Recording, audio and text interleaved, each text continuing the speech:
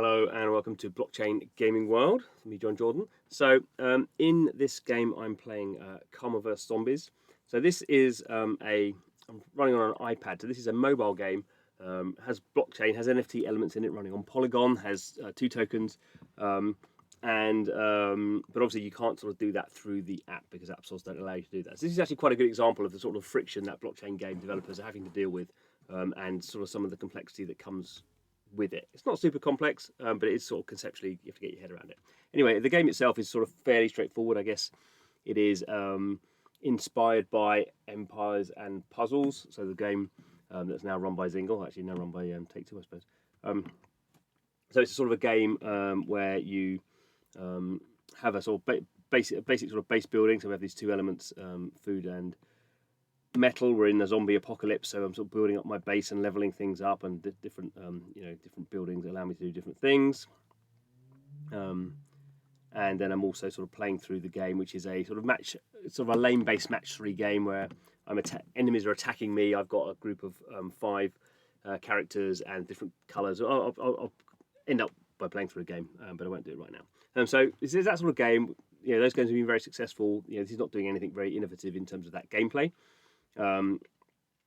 But it has NFTs, and what's interesting about this is if I go to my fighters here, so these are sort of the fighters. They're color based because it's a color based match 3 game, and as you do different matches, you sort of power up, and they all have these guys all have their own special powers, and when they're powered up, they do special moves. And there's a whole sort of rock paper scissors between which colors are better against other colors. But as you can see here, I've got 6 fighters. 5 of them are non NFTs. So this one here is the only one that is an NFT character. So you can see there, she's actually got a number. Doesn't really show that well really. But again, you can't really see with these ones here. It has in the top left-hand corner, has this sort of idea where it has this serum bottle. Serum is one of the currencies, and it's got a cross across it. So basically, what happens is you can play the game normally as a free-to-play mobile game. You can use in-app purchases as you would do any other game.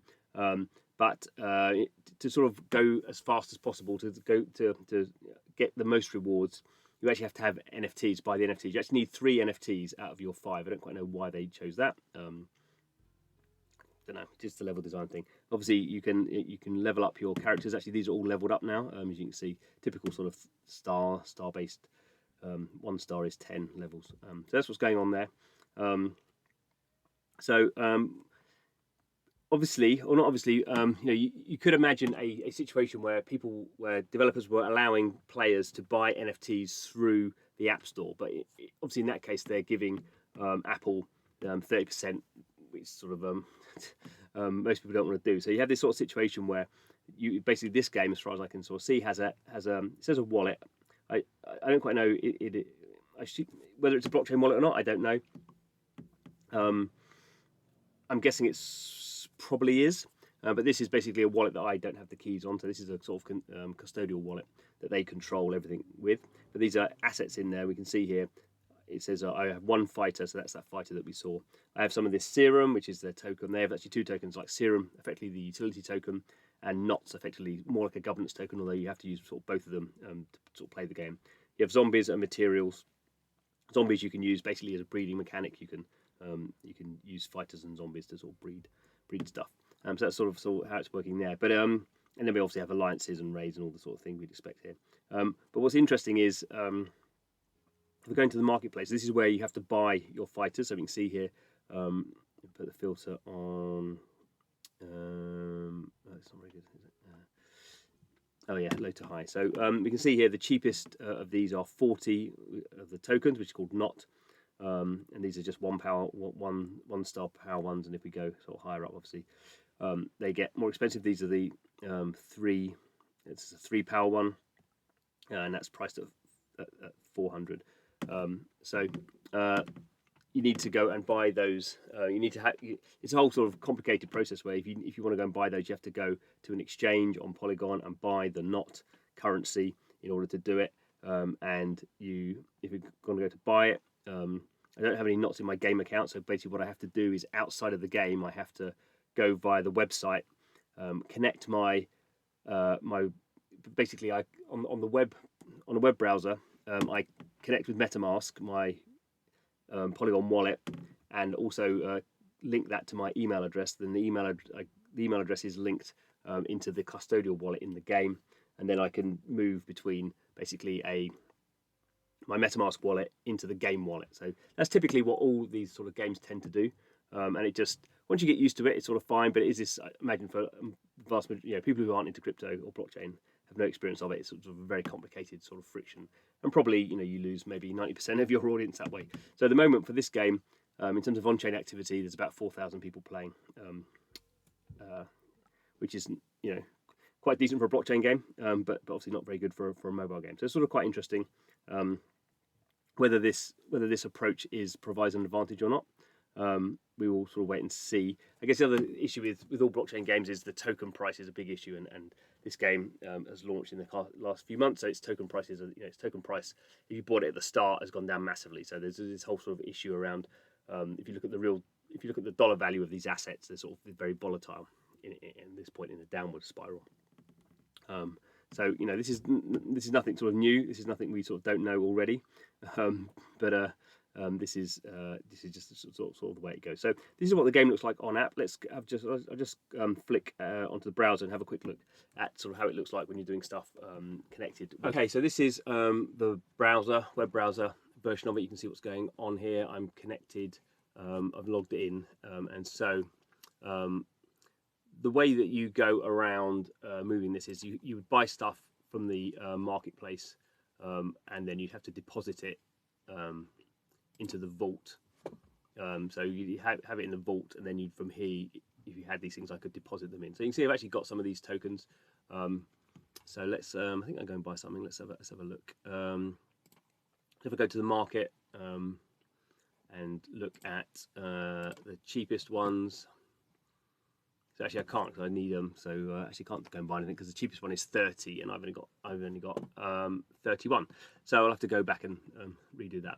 And it's sort of interesting because even though you're spending real money buying these NFT characters, this is still only a 1-star character. So in a sense, you buy them and you get more rewards in the game. So particularly when you're doing some of these bigger raids, you don't get the rewards if you don't have the NFT characters. So that's the sort of the advantage of doing it. But it's not like the NFT characters are much more valuable than the other characters, and you can just buy non NFT, say 3-star characters in the game using fiat currency. So it's in that sense that's sort of an interesting decision to make. Probably in a sense that sort of makes the NFTs sort of slightly less valuable in the sense they don't have really a lot more power in the game. But equally, you don't necessarily want people just buying NFTs and then becoming very powerful in the game. So you sort of want some sort of balance there between some people not going to get crypto, don't like crypto, just will pay. Maybe they'll pay the same amount of money. Maybe they'll pay like $20 for a good character in the game. And you don't want someone who's going to spend $20 for an NFT to have like something that's 10 times more powerful. So that's sort of the balance that's going on there. So sort of interesting. As I say, it looks like some people are buying some of these more expensive ones. So that's sort of interesting. I need to investigate a bit more about sort of the breeding, and obviously that's a big sort of thing when you have these sort of NFTs being created, that people are sort of breeding these out and then selling them on the marketplace. This is one of the key things about these NFT games is these characters have been created by other people playing the game, and then they can price these at whatever sort of price they want. Obviously, what tends to happen is over time you get too many of these NFT characters, particularly if the price of some of the underlying assets is going down, like the tokens you need to mint these things out, then obviously that tends to then have a knock-on effect. So it's all fairly complex in terms of the economics behind the game, but interesting to see that this is, I think, a fairly really sort of functional game. It's not doing anything different in terms of game design, I would say, but a lot of this stuff, it's a fairly complex sort of blockchain game with these NFTs and these tokens and how you move them all around. It all seems to work fairly well, definitely one worth investigating further. So I could actually, just thinking about it, while I think about it, I could actually buy a zombie. The problem is I don't really know how the breeding thing works. So I think what you do is you take a zombie and you take some characters and you breed them together. So you sort of basically burn those assets and you get a new asset. I think that's how it works. I need to check that out before I go charging in. But obviously you can see here that's only cost six not to buy a zombie, which will be part of the economics of creating new characters. Anyway, I'll leave it for there. Thanks for watching. This is Blockchain Gaming World. Please subscribe to the channel. See you again soon.